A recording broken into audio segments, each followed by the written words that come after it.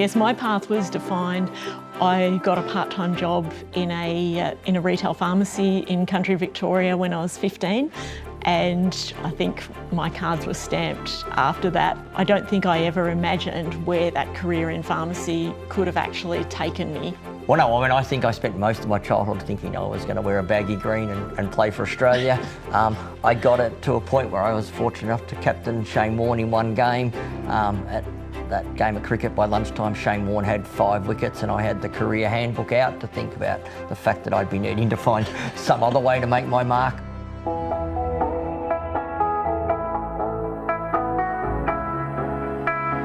We went to university together, but we were in intersecting friendship schools.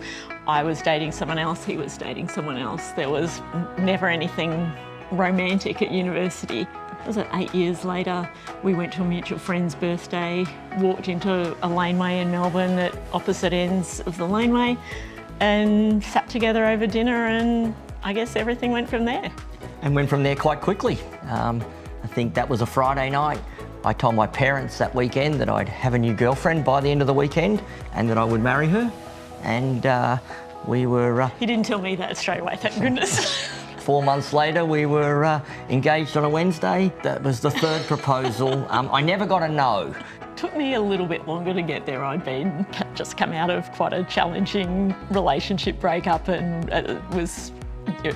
thought that I was single for a significant period of time to come, and then, obviously ran into Stuart in that laneway. Transaction junkie in me would say, if that's your opening gambit and you don't get a no, then your likelihood that you can close the deal in the end probably is pretty good. So we got there, chocolate biscuit aisle at the local Coles shopping yes, very romantic. centre, and yeah, here we are now.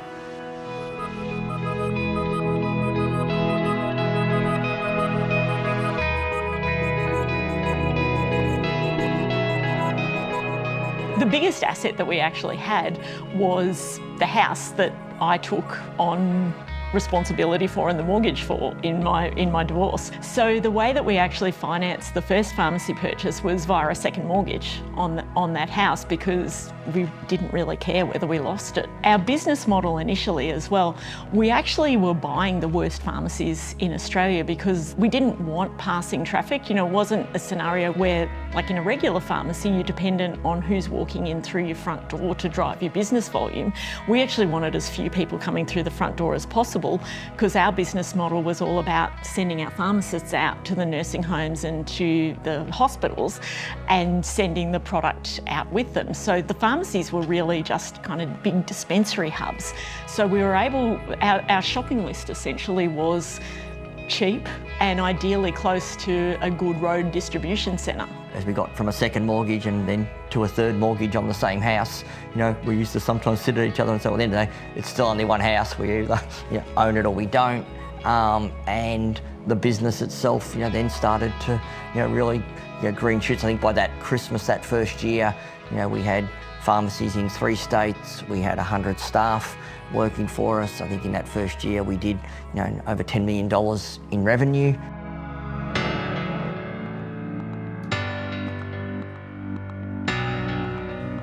Basing ourselves in Brisbane in sort of the early 2000s was unequivocally right place, right time for us. All we did was work, pretty much, and it was great because initially we had no family up here, we had no friends up here, and so there was no social pressure and you could just work constantly. When we launched the business, one of the propositions was to provide a 24-hour, 7-day-a-week service to support these facilities. But what that meant, and particularly for Cathie in the role that she had, moving around the country to support the operational teams, was she was also the on-call cover when she was in any city to give the actual team a break from being the on-call team. And also too, to be cost effective. We were mortgaged up to the eyeballs. We were saving money wherever we could, and if either of us were on call, it meant that we didn't have to pay somebody else to be on call. So I think we were on call for 7 years. It certainly felt like it, didn't it? We made some friends.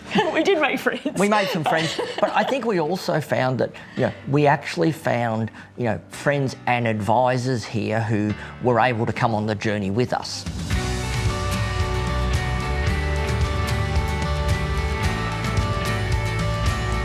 Hi, my name's Cos Glover. I'm a past National President of the Pharmacy Guild of Australia, and I've known Cathie first, then Stuart from way back in the early 90s as a young gun pharmacist making their way in the profession, and maintained friendship ever since. They were always ahead of the innovation curve.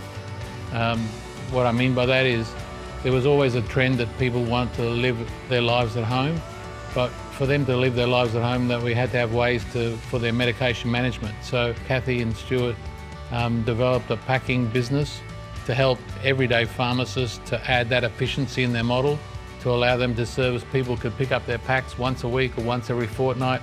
And that's a model that's helped Australians right through today. Their work has primarily added a lot of efficiency to our sector. Not only myself and my family, but also the broader pharmacy profession. We admire their passion. They've always been great advocates for pharmacy, but also the wider role that pharmacy plays.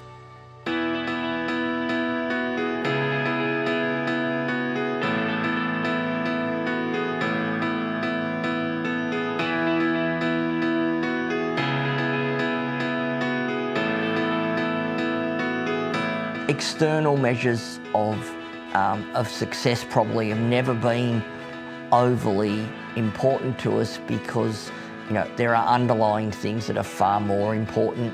When you're delivering healthcare as your business service, you are so keenly focused on the quality of the care in a walk the talk basis. In the end, we actually renamed the pharmacy group to our values. So we actually had a program that was entitled Epic You, which was about having energy, purpose, innovating and connecting. And in the end, we got to a point in time where we felt we could both invest in rebranding the pharmacies and make them a true reflection of us and our business.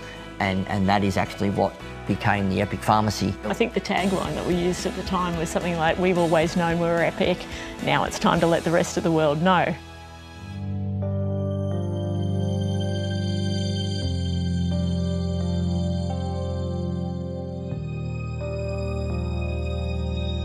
We were 12 months into a 3-year plan to reinvent and reposition a business that had lost 60% of its work and had taken on a significant burden of debt to buy out previous shareholders. So I think we were just making interest cover on a set of debt. The Ramsay decision, although it certainly wasn't the way we saw it at the time, it really ended up being quite a blessing, because we got those top 50 people in the business together and said, how do we diversify? We identified the 2 paths that we thought that we had skills and expertise in manufacturing and, at that stage, cancer care pharmacy, with the pathway to cancer care hospitals and broader service provision. And we bought a whole lot of assets in that space, as well as buying our partners out. That was what led us to be $30 million in debt when the GFC hit, which was undeniably exceptionally challenging. But the world changed after the GFC, and if we hadn't been essentially, almost had our hand forced into that decision making via Ramsay's decision, we would never have been able to do what we did.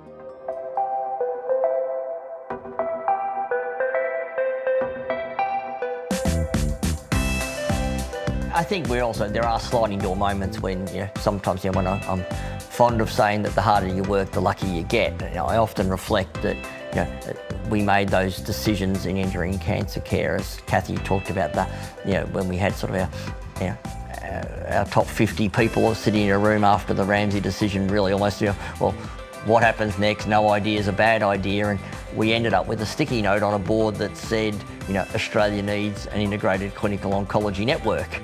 And we seized the sticky note and said, that's it. We're going to build Project Icon. We're going to build an integrated clinical oncology network. And history will obviously record that that's what we went on with so many other people and a wonderful team of, in the end, pharmacists, then doctors and nurses, and we built, what is today, Icon Group.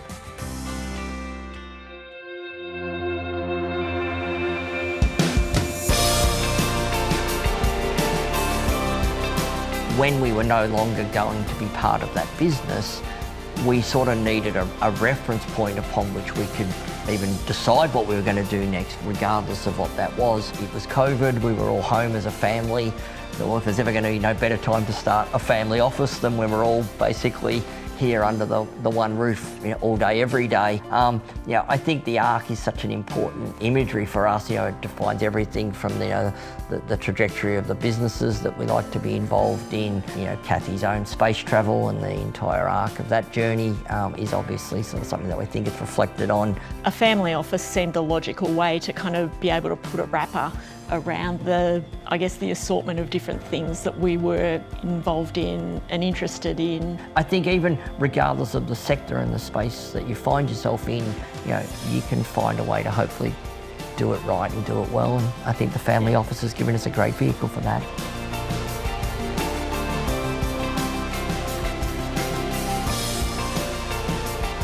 There's obviously parts of our Victorian upbringing that will never leave our DNA. You know, at the end of the day, we're always going to be AFL people, not rugby people, and that's where we were born. It was how we were raised. You know, again, if you'd said to me as a little kid, do you see your future being involved with an AFL club and being on the board of a club, I would have laughed you out of the room.